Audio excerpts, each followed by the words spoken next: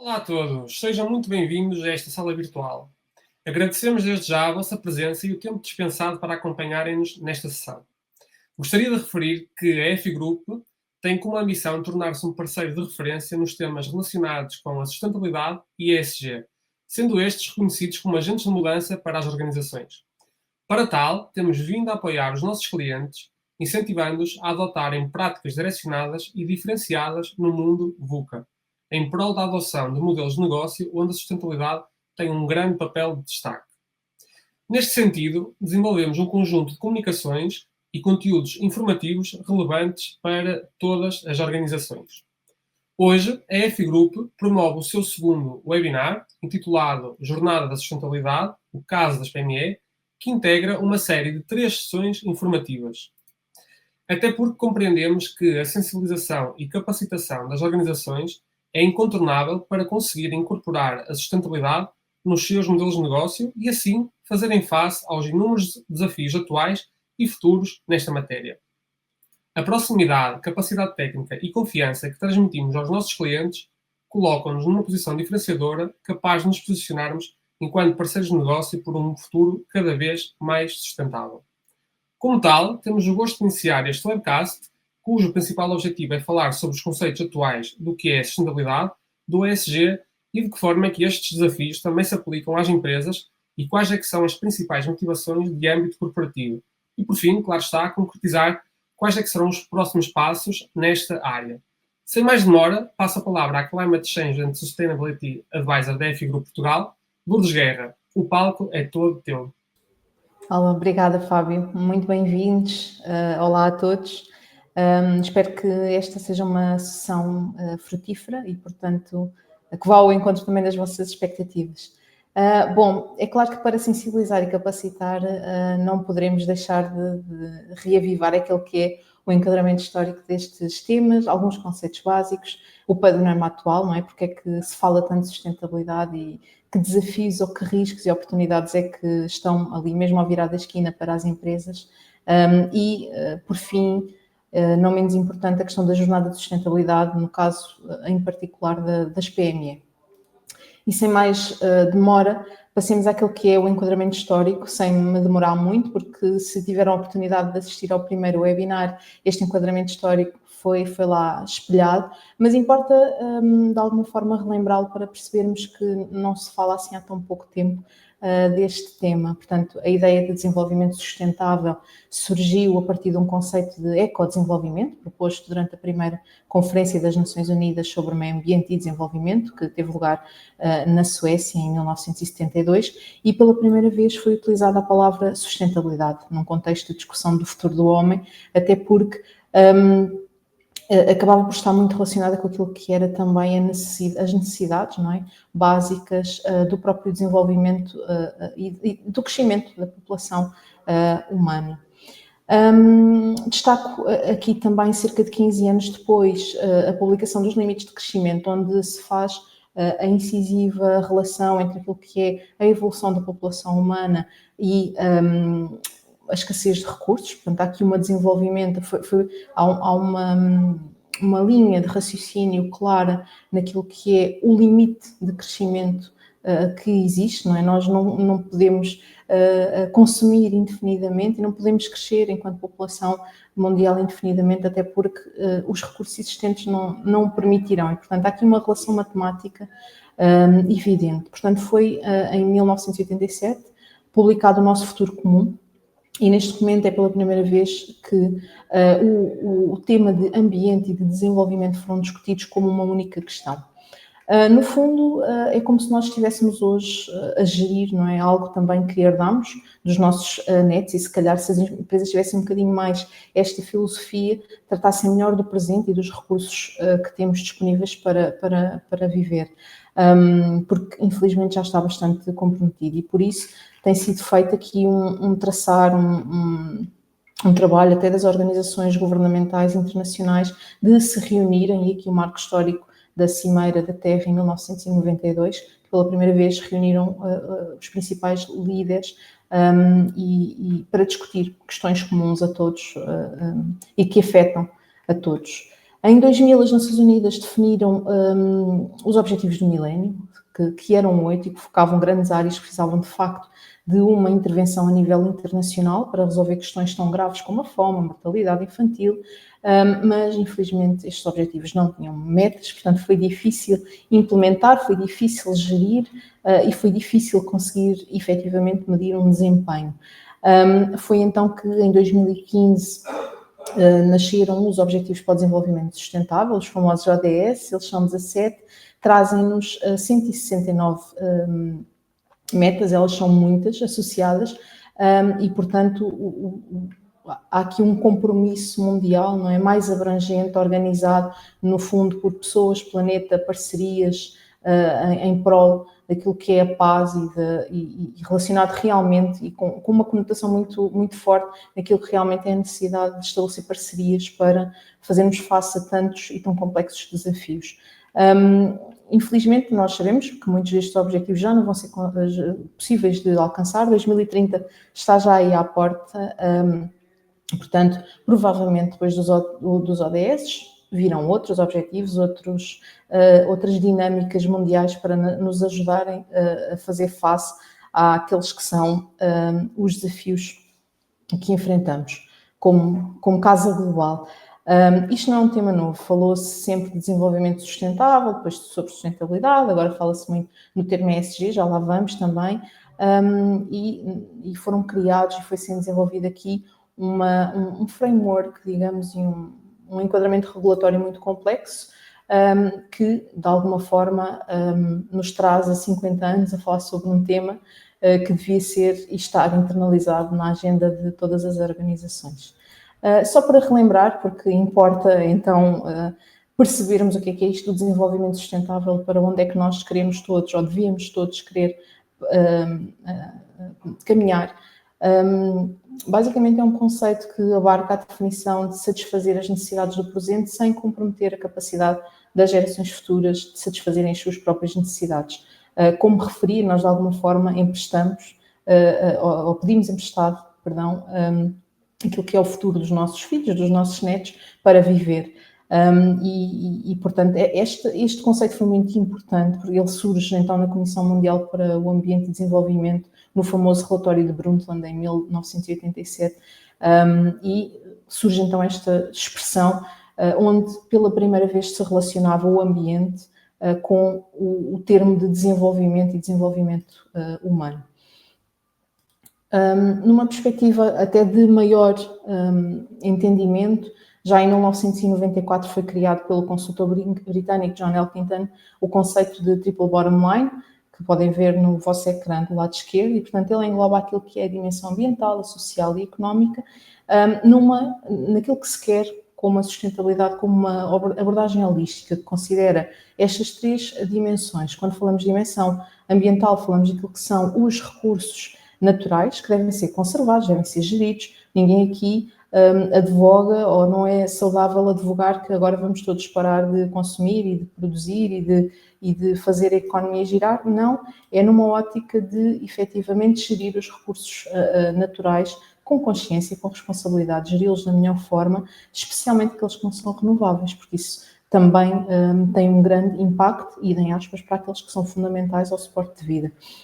E, portanto, as organizações devem pensar nestes temas e implementar ações para minimizar os impactos negativos, nomeadamente no ar, na água, no solo, naquilo que é a preservação da biodiversidade, a proteção para a melhoria da qualidade do ambiente, a produção e o consumo responsáveis, enfim. Mais uma vez, a palavra responsabilidade surge muito aliada àquilo que é a dinâmica ambiental. E ela também pode ser, sem dúvida, aplicada àquilo que é a dimensão social das nossas atividades nas organizações em que todos operamos. Portanto, quando falamos de dimensão social, nós devemos olhar para aquilo que são os direitos humanos, a igualdade de oportunidades de todos os indivíduos na sociedade, porque, mais uma vez, devem ser respeitados e devem ser acolhidos, promover também uma sociedade mais justa e de distribuição equitativa de bens, com foco também na eliminação da pobreza. Isto é imperativo, porque não podemos ter uma visão romântica de falar de sustentabilidade económica ou ambiental sem termos a dimensão social aqui acautelada e reconhecida e respeitada, acaba por ser um imperativo. Depois, e por último, é claro que a dimensão económica é de extrema importância e ela refere-se à prosperidade em diferentes níveis, não é, da sociedade, à eficiência da própria atividade económica, incluindo a viabilidade das organizações e das suas atividades, da geração de riqueza. Portanto, mais uma vez, não falamos aqui em parar de produzir, em parar de consumir, falamos sim em ter responsabilidade na nossa atuação e, mais do que olhar para aquilo que é o lucro da nossa atividade, tentar também criar o emprego digno, porque só por si também, claro, contribui para aquilo que é a dimensão económica próspera e justa de todos. Portanto, vivemos em tempos mais complexos, altamente interligados, todos nós percebemos isso, em que todos os profissionais precisam de equilibrar a viabilidade financeira com o impacto ambiental e social das suas experiências, a própria experiência do utilizador, os efeitos sociais e a responsabilidade e ética com que operamos as organizações e as gerimos. E embora estas três palavras, no ambiente, sociedade e economia, pareçam adequadas, muito também se tem argumentado e surgem discussões no foro científico sobre a necessidade de dar mais atenção a uma quarta palavra, que é a palavra propósito. Portanto, na minha opinião, aqui o propósito pode incluir qualquer um dos seguintes elementos. Podemos estar a falar de uma tomada de decisões éticas orientada por valores. Qual é que é o meu propósito enquanto organização? O que é que eu quero atingir? Porque é que eu existo? Porque é que eu posso, de alguma forma, com a minha atividade, fazer a criação, a mudança de um ecossistema empresarial ou criar valor a longo prazo? Portanto, desencadeia aqui uma visão estratégica significativa para um futuro. Portanto, aqui um propósito na nossa atuação e que deve ser acautelado, lá está, com estas três dimensões ambientais, sociais e económicas que são extremamente também importantes. E, portanto, no caso da sustentabilidade, é um conceito que é complexo, não é? Como podemos observar, é interdisciplinar. Nós não conseguimos falar de ambiente, sociedade, economia ou mesmo de práticas éticas responsáveis e corporativas, sem falar umas coisas, sem interligar uma coisa e outra, e portanto está sujeito a diversas abordagens conforme o contexto, e isso é relativamente simples de ver. Se nós observarmos uma comunicação de várias entidades, nós conseguimos sempre ver que normalmente existe uma preferência para a sustentabilidade ambiental, ou para o bom desempenho, a sustentabilidade financeira, ou para o ónus naquilo que é a sustentabilidade social da organização. Mas não nos deixemos enganar, a sustentabilidade acaba por ser tudo, engloba estas três questões, e eu gosto bastante desta vertente do sustentabilidade, portanto, que é a capacidade de nos mantermos ao longo do tempo com a eficiência de resultados naturais e humanos. E, em jeito provocatório, eu questiono sustentabilidade e então e o ESG, não é? Será o mesmo que sustentabilidade? Tem ambos conceitos o mesmo objetivo final? Bom, vejamos de onde é que vem este conceito. Portanto, o ESG, ele não é mais ou não significa mais do que ambiente, sociedade e governança. E, portanto, quando é que ele surge pela primeira vez, em que contexto, o que é que significa? Portanto, o que significa é precisamente isto, são siglas, são acrónimos, digamos assim, é um acrónimo, o ESG é um acrónimo que acaba por significar ambiente, sociedade e governança. Quando é que ele surge pela primeira vez? Bom, o secretário-geral das Nações Unidas, Kofi Annan, em 2004, ele solicitou às instituições financeiras que trabalhassem em conjunto para promover e para desenvolver orientações específicas e recomendações sobre a melhor forma de integrar estas questões ambientais, sociais e de governança na sua gestão de ativos. Porquê? Porque realmente os relatos financeiros eram fantásticos, estava tudo muito certo, mas a componente não financeira caía por terra. E isto é de extrema importância quando falamos de bancos, de serviços de corretoras de valores imobiliários e de investigação conexas, como foi o caso.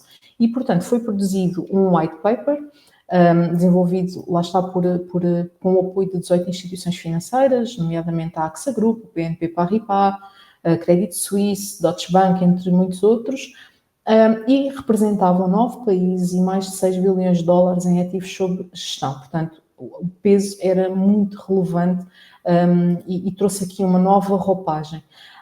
Nos 19 anos que se seguiram, a ESG tornou-se, sem dúvida, um conceito omnipresente. Nós já não visitamos nenhum site, nenhuma publicação numa rede social, quase nenhum material de divulgação que não tenha lá o nome sustentabilidade ou mesmo o acrónimo ESG. E, portanto, a ideia é que ele deve abranger também todos os setores da indústria e, consequentemente, claro, as empresas foram obrigadas a integrar o ESG nas suas estratégias. E, por outras palavras, acabou por existir aqui a necessidade, clara, de transformar questões não financeiras, não é, em métricas, algo que pudesse ser comparável e benchmarkável até, que permitisse tomar decisões de investimento. É disto que estamos a falar ao final do dia, e face ao desempenho de cada organização.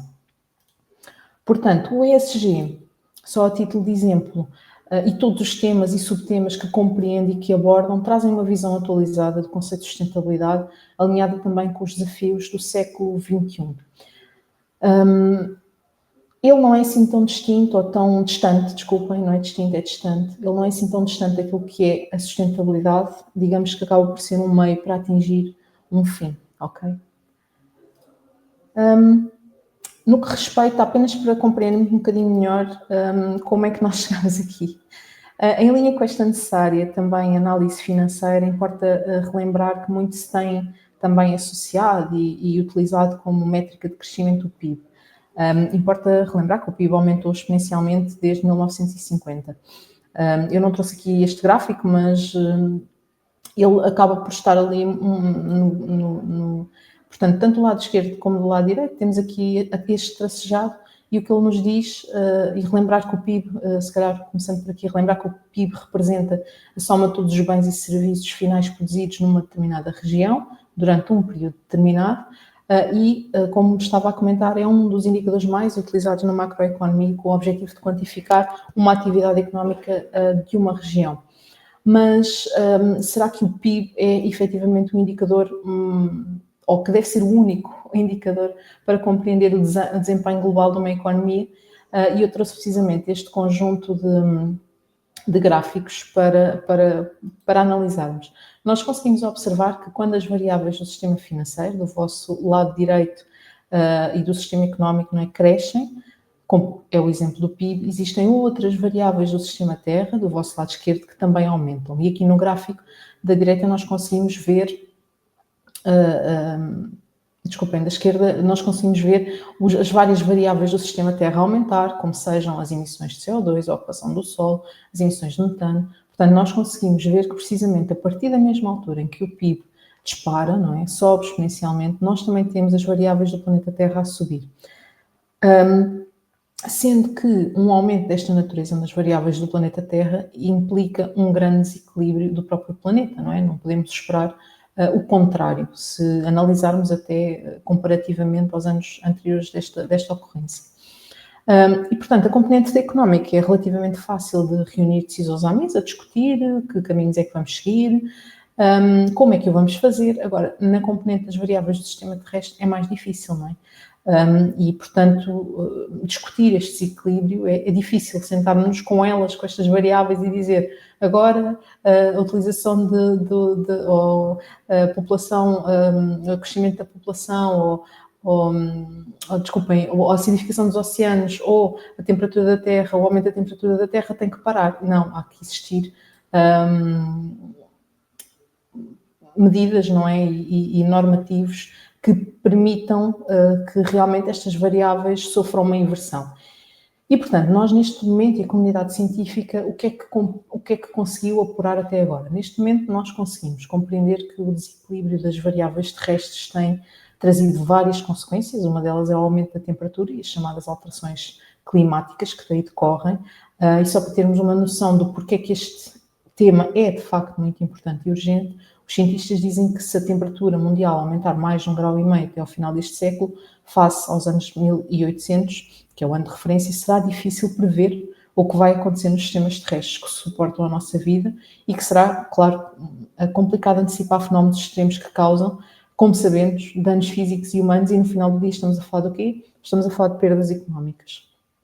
Portanto, este tema é bastante importante, até porque já existe associados conjuntos de perdas financeiras que resultam de vários desastres ambientais, que afetam a economia, que afetam populações, que afetam o sistema financeiro e que exigem uma grande capacidade de encaixe, de adaptação e de fazer face, de traçar planos de ação para as inverter e que muitas vezes também não resultam num restabelecimento do estado do ex, não é? Daquilo que era se não tivessem ocorrido estes fenómenos. E, portanto, mais do que uma reflexão teórica, eu gostaria de partilhar também aqui um conjunto de notícias, não é? A ciência é clara nas informações que nos vai dando, mas efetivamente não devemos ser céticos, não é? A ciência é ciência e o mundo está em estado de emergência climática, nós precisamos de mudar. A queima de combustíveis fósseis também pela humanidade emitiu e continua a emitir gases de efeito de estufa suficientes para alterar significativamente a composição da atmosfera. E como referi, a temperatura média global continua a aumentar, sem precedentes, e isto agudiza, claro, os seus efeitos, seja com eventos climáticos mais extremos, colapso da biodiversidade, entre muitos outros. E acabei por reunir aqui um conjunto de acontecimentos até recentes.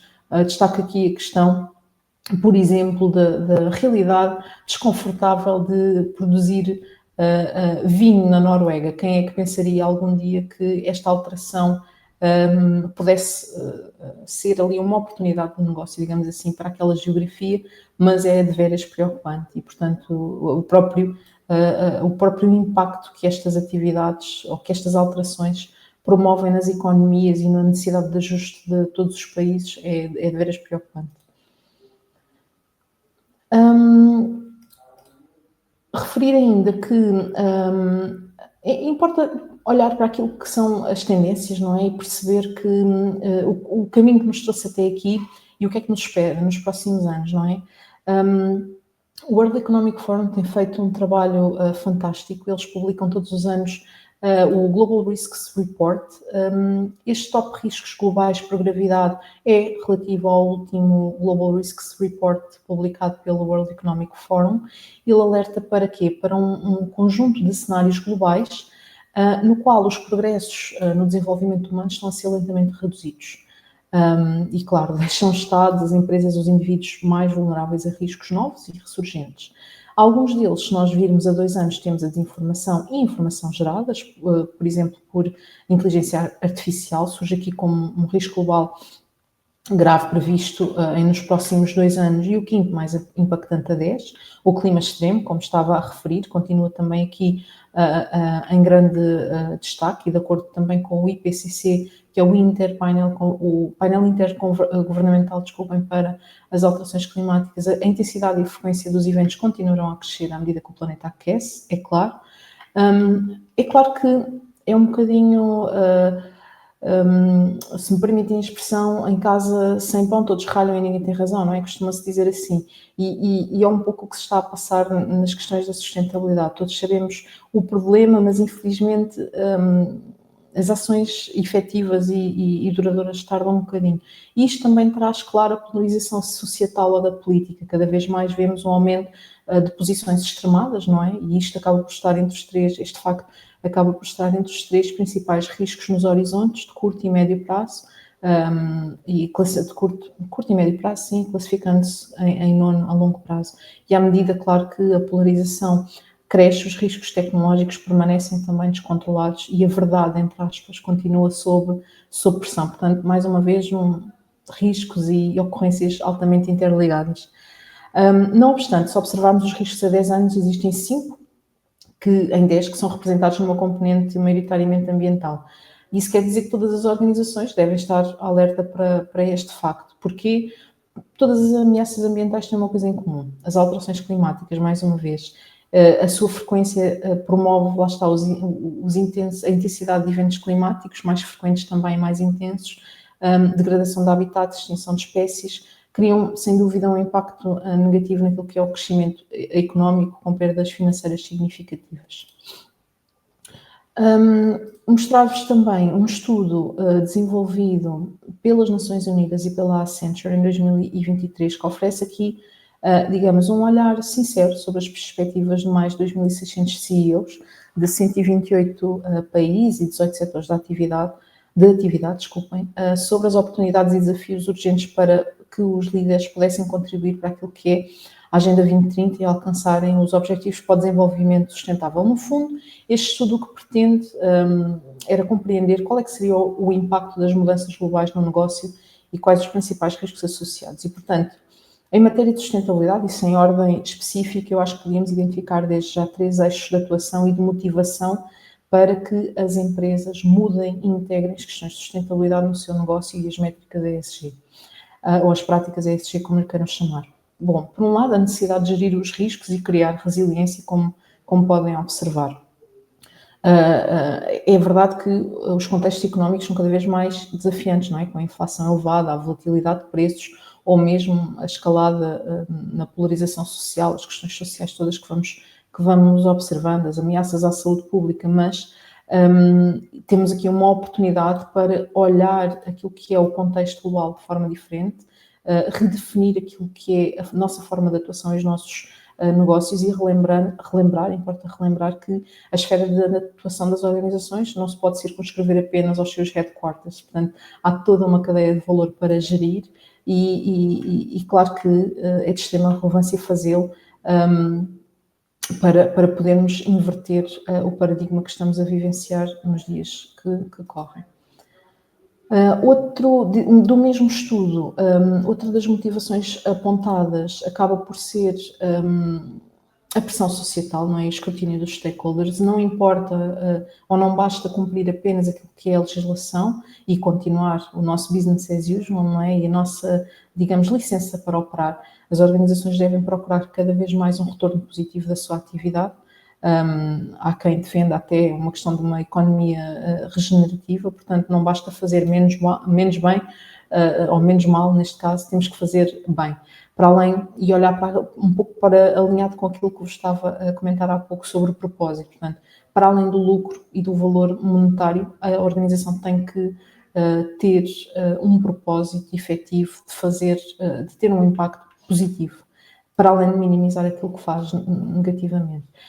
E no que respeita à manutenção de reputação, não é, das organizações, que hoje em dia pode ser facilmente afetada pelas suas práticas ou falta delas, no caso da sustentabilidade. Aqui destacar também o cuidado a ter com a utilização de conceitos associados à sustentabilidade, podem ser muitas vezes resultado de greenwashing e até involuntário. Exemplos: utilizar termos vagos, não é? De organização verde, sustentável, ecorresponsável, amiga do ambiente, entre outras, porque, na verdade, esses statements, essas constatações só devem ser feitas se efetivamente a organização conseguir comprovar, essa mesma afirmação. Por outro lado, os consumidores e clientes continuam a exercer a sua pressão para o melhor desempenho das organizações, dos seus serviços, dos seus produtos, mesmo que por vezes essa prática ainda não se converta na aquisição final, porque ainda há aqui um gap naquilo que é o querer do consumidor final de produtos mais sustentáveis e o que está disposto a pagar, mas lá chegaremos. E aqui podemos entrar também naquilo que é um grande desafio que existe entre fornecedor-cliente e na necessária análise de custo-benefício e utilização de serviços, tecnologias ou equipamentos mais sustentáveis versus o que o cliente está efetivamente disposto a pagar, principalmente quando falamos de decisões em volume. Ainda um enorme caminho e muitos desafios neste tema, mas acredito que o mercado também se irá ajustar, inclusivamente face à regulamentação a cumprir e contributo que todos nós, enquanto organização, temos que dar, não é? E somos obrigados, alguns de nós, a dar para o atingimento das metas da União Europeia e para os compromissos globais. Por outro lado, salientar algo que é de extrema relevância, a pressão dos stakeholders. As empresas estão cada vez mais sujeitas a isso, há um escrutínio muito grande e, portanto, há aqui a necessidade das empresas também identificarem, que muitas delas ainda não o fizeram, quais é que são os grupos de stakeholders mais importantes para si. Stakeholders, no fundo, são todas aquelas organizações, entidades que podem influenciar as empresas ou podem ser influenciadas pelas empresas e, portanto, para além de ajudar na identificação e no estabelecimento de parcerias para fazer face a um conjunto de desafios que muitas vezes até são comuns, podem ajudar também naquilo que é a manutenção da reputação de cada empresa. Para isso, é claro, muitas vezes temos que ser um pouco mais transparentes do que aquilo que gostaríamos, talvez, enfim, partilhar o desempenho, claro, porque a própria reputação é difícil de mantermos, se pensarmos. Hoje em dia, não é? Num mundo com fácil acesso a um telemóvel, rapidamente se partilha informação que pode ser nefasta para as organizações, e essa gestão também deve ter que ser gerida de alguma forma com pinças, se me permitem aqui a redundância. Por último, e o terceiro ponto que eu gostaria de destacar, a legislação, claro, que parece mais um tsunami, tem-se utilizado muito esta palavra nestas últimas 2 décadas. De facto tem sido muita legislação relacionada com questões também das metas climáticas e com o facto da União Europeia ter um grande desígnio de ser neutra em 2050. Para tal, claro que obrigou a que se desenvolvesse aqui um conjunto de instrumentos e regulamentações à volta do tema como um todo, nomeadamente ao nível da descarbonização, mas também, mais uma vez, uma perspectiva própria. Mais vale apanharmos agora o comboio do que perdermos e não conseguimos seguir a nossa viagem enquanto organização, não é? Se me permitem esta analogia. Referir ainda que a União Europeia desenhou um projeto Fit for 55, que é um conjunto de propostas que visa ajudar a União Europeia a reduzir as emissões em 55% até 2030, uma meta bastante ambiciosa, e atingir, claro, a neutralidade em 2050. Este pacote surge no âmbito do pacote ecológico europeu e tem um compromisso muito próprio e uma ambição de transformar a Europa no primeiro continente com um impacto neutro no clima.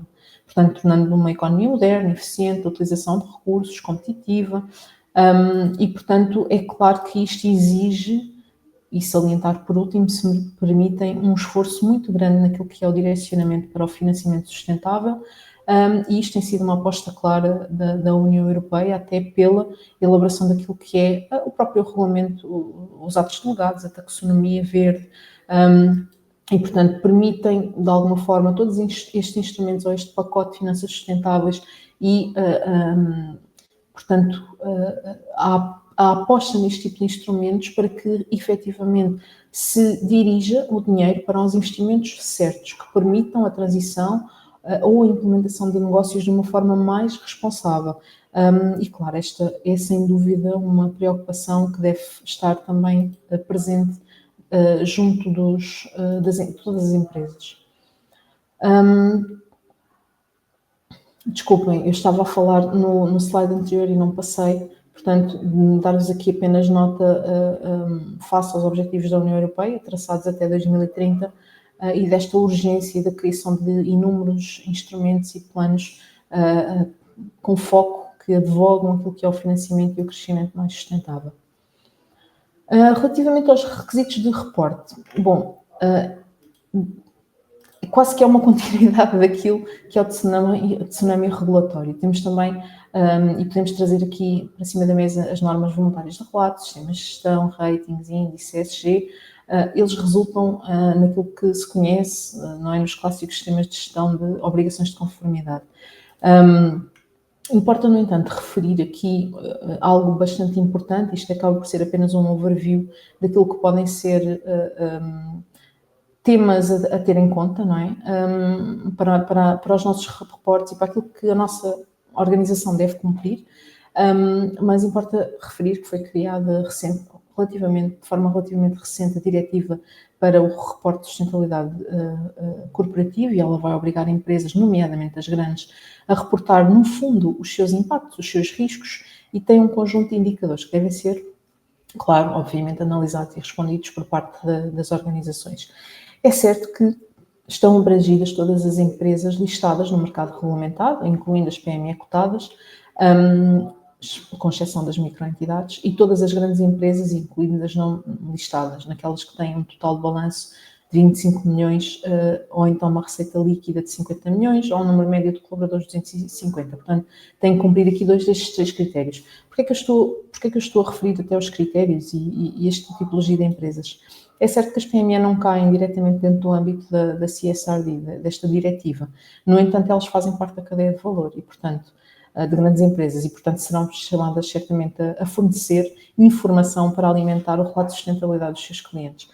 Quantos de nós não receberam uma questão sobre os consumos de água, de eletricidade, a pegada de carbono associada à nossa atividade, de que forma é que nós gerimos, por exemplo, as contratações ou a não violação de direitos laborais, enfim, há um conjunto de questões, sem dúvida, que nos vão sendo apresentadas.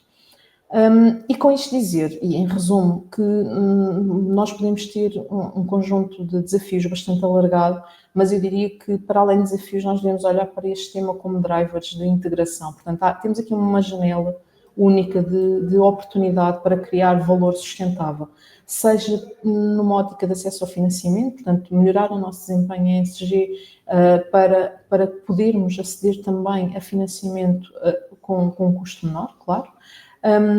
Relativamente aos clientes, como estávamos a abordar há pouco, que são uma parte interessada extremamente importante e, portanto, o nosso posicionamento ESG, o nosso desempenho, sem dúvida que pode melhorar a nossa reputação e trazer ou uma relação mais duradoura e fidelizada com clientes ou a entrada em novos mercados e a obtenção de novos clientes. Mais que não seja porque também temos contas a prestar à sociedade, não é? E portanto, temos desafios sociais e ambientais numa gama bastante alargada. Para alargarmos, permitam aqui o business as usual, não é? E também esta própria integração e criação de valor sustentável também nos traz aquilo que é um exercício de resiliência. Portanto, esta jornada não é fácil, ou este caminho não é fácil, não é imediato, mas vai-nos permitindo, e as organizações que já começaram este caminho também percebem isso, vai-nos permitindo trazer aqui oportunidades de nos posicionarmos como resilientes face a inúmeros riscos da ESG. Por fim, ou quase a chegar ao fim, na prática, como atuar, não é? Portanto, as PMEs, como tinha referido, elas não são obrigadas a reportar, mas importa dizer o seguinte: em Portugal, as PME representam a espinha dorsal do tecido empresarial. Portanto, e não só em Portugal, mas vou-me cingir aqui àquilo que é o caso português. E, portanto, é vital reconhecermos o seu papel crucial para o desenvolvimento da economia e para todos nós conseguirmos atingir aquilo que são os compromissos em matéria de sustentabilidade ESG. Importa dizer-vos também que, segundo a Direção-Geral das Atividades Económicas, a contribuição das PME portuguesas para aquilo que é o valor acrescentado total é muito significativo, é de 67,4%, e elas representam 76,2% do emprego total nacional. Porquê é que vos estou a dar nota destes valores? Porque as PME não podem ficar para trás nestas questões da jornada de sustentabilidade, nem no relato ESG, ok? Elas são 99,9% do tecido empresarial português e indiretamente elas vão ter que dar resposta aqui a um conjunto de questões. E eu diria que estabeleci aqui estes são os passos, digamos, é quase como uma receita para facilitar aqui o caminho de todos. Portanto, na prática, começar pelo propósito. Se bem se recordam, no início da sessão, falámos um pouco daquilo que era o ambiente, a sociedade, a economia, e depois surgiu lá um quarto pilar, que é o propósito. Qualquer organização deve inspirar uma ação. Portanto, começando pelo propósito que existe por trás de uma ideia, de um movimento, de um produto. Porquê é que faz determinada coisa? Qual é o problema? Qual é que é a resposta que deve dar? Qual é que é o propósito, não é? Para existir.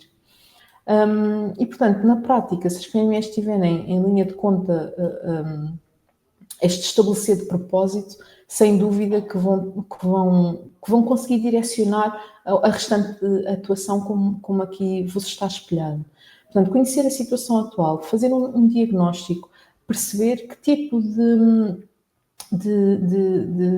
em que tipo de situação é que estão.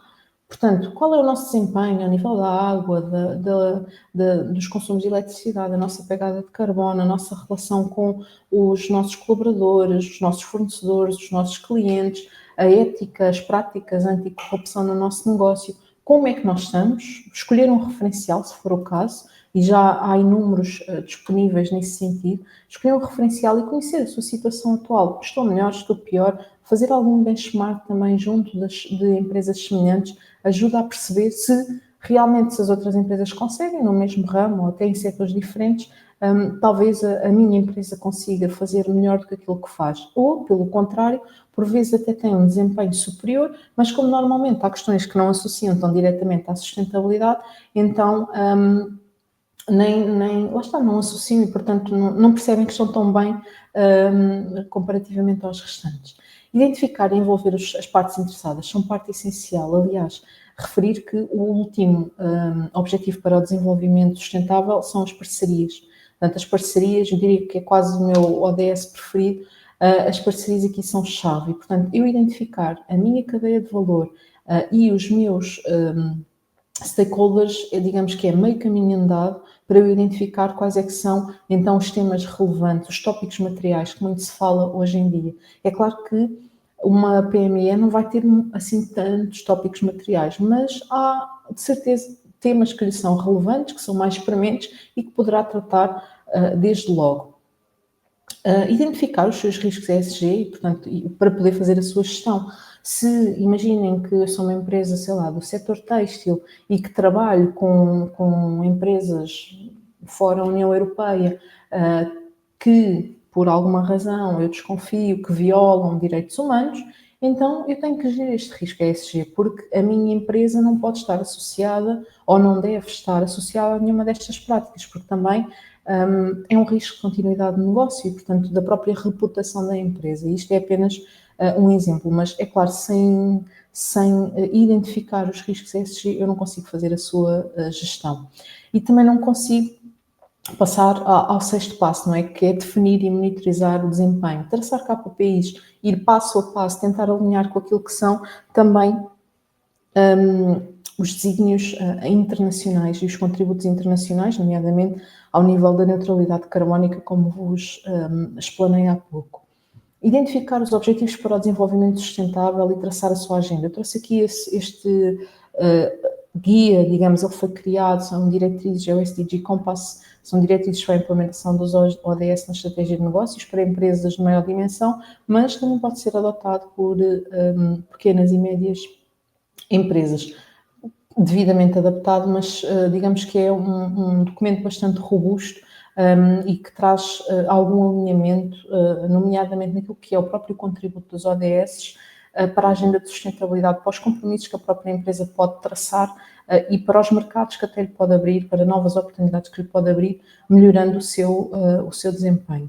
Definir um plano de ação, é claro que 80% do nosso tempo deveria ser planeamento e 20% de execução, e portanto eu diria que esta definição de plano de ação casa bem com esta métrica. Portanto, pensarmos o que é que pode ser o nosso plano de ação realista, transparente, alcançável, é meio caminho andado para nós também ficarmos, enquanto empresa, bem na fotografia. Não é fazer por baixo, não é colocar metas que são inatingíveis, não. É pensarmos e adequarmos e não olharmos muito para o lado às vezes, pensarmos e adequarmos à nossa realidade, ao nosso plano de ação.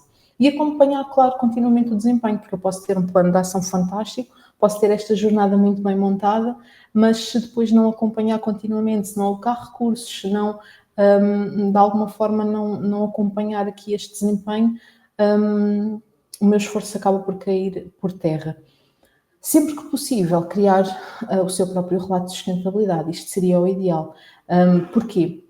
O relato de sustentabilidade, de alguma forma, serve aqui como fotografia do nosso desempenho, não é? Ele é uma evidência daquilo que nós, enquanto organização, das nossas práticas, o que é que vamos conseguindo atingir e o que é que temos planeado para o futuro para melhorar ou para colmatar alguma lacuna ainda existente.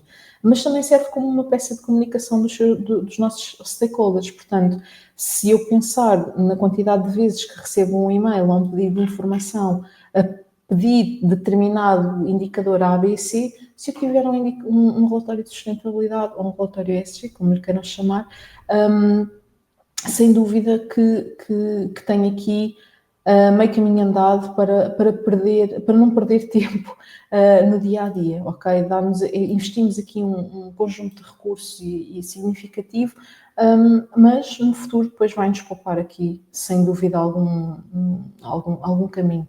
E na prática eu diria que são estes o passo a passo, se me permitem, para a atuação. Em termos de vantagens e criação de valor, bom, apenas destacar as que tinha, algumas das que tinha mencionado anteriormente. Falamos de reputação, de eficiência, falamos também, claro, de redução de custos, a gestão do risco e operacional, nomeadamente evitar todo o custo da disrupção do negócio.